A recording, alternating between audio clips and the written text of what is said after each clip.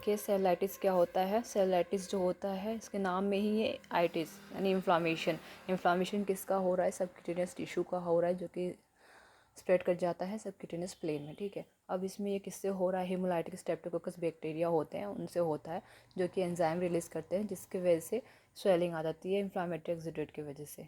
ठीक है, अब ये साइट कौन से जगह पे ज़्यादा होता है, ये साइट देखें तो जहाँ पे लूज कनेक्टिव टिश्यू होंगे, लूज सबक्यूटेनियस टिश्यू होंगे, वहाँ पे ये मोस्ट प्रोमिनेंटली होता है। तो जैसे कि स्क्रोटम हो गया, फेस हो गया, फोर आर्म हो गया, लोअर लिम्स हो गया, वहाँ पे ये प्रोमिनेंटली होता है। सोर्स ऑफ इन्फेक्शन इसमें क्या आ जाएगा, कोई भी इंजरी हो रही है, माइनर मेजर, कोई भी स्क्रैच हुआ, स्नैक बाइट या स्कॉर्पियन बाइट, कुछ भी ऐसा हुआ तो वहाँ से ये बैक्टीरिया जो है एंटर कर सकते हैं।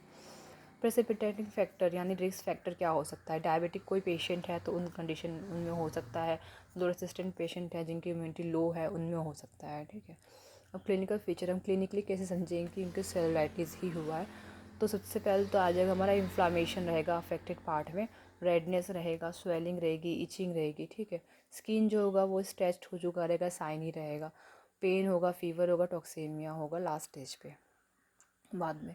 अब जो है अगर हम इसे ट्रीट नहीं करेंगे तो क्या हो जाएगा, ये चेंज हो जाएगा हमारा, इसमें सपोरेशन हो सकता है, स्लरिंग हो सकता है, गैंग्रीन फॉर्मेशन हो सकता है। ठीक है, अब सेलुलाइटिस और एब्सिस में डिफरेंस क्या है। सेलुलाइटिस में क्या होता है कि कोई प्रॉपर एजेस नहीं होते, वो डिफ्यूज स्वेलिंग होता है, कोई लिमिट नहीं होता, कोई पस नहीं होता। लेकिन एब्सिस में क्या होता है कि वेल सर्कमस्क्राइब्ड होते हैं, जैसे इनके लिमिट्स जो प्रेजेंट होते हैं, और पस जो है इसमें बन रहा होता है। ट्रीटमेंट देखें तो अगर अगर जो हम देखें उनका लेग अफेक्टेड है, लोअर लिम्स अफेक्टेड है, तो हम उन्हें बेड रेस्ट के लिए बोलेंगे विथ लेग्स एलिवेटेड, जिसकी वजह से क्या हो, ताकि उनका जो एडिमा हो रखा है वो उसमें इम्प्रूवमेंट आए।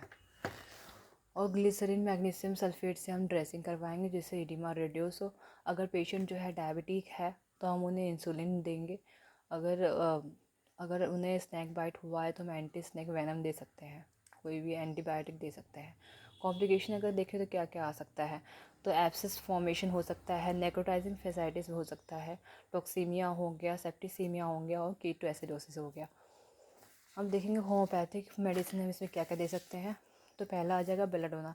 अगर जो है स्किन जो है बहुत साइनी, रेडनेस है और सडन ऑनसेट है और थ्रॉबिंग पेन हो रहा है तो हम वहाँ पे बेलाडोना दे सकते हैं।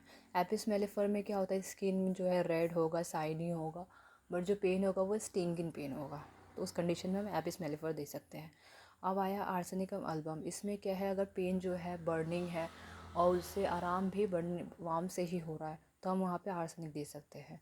रस्टॉक्स हम तब दे सकते जब स्किन जो है हमारा कोई भी ऐसा एक्सपोजर हुआ या स्किन का या फिर कोई भी स्ट्रेन हो रहा है उसके बाद से वहाँ पे सेलुलाइटिस हो रहा है, तो ये हम वहाँ पे रस्टॉक्स दे सकते हैं। Okay, thank you.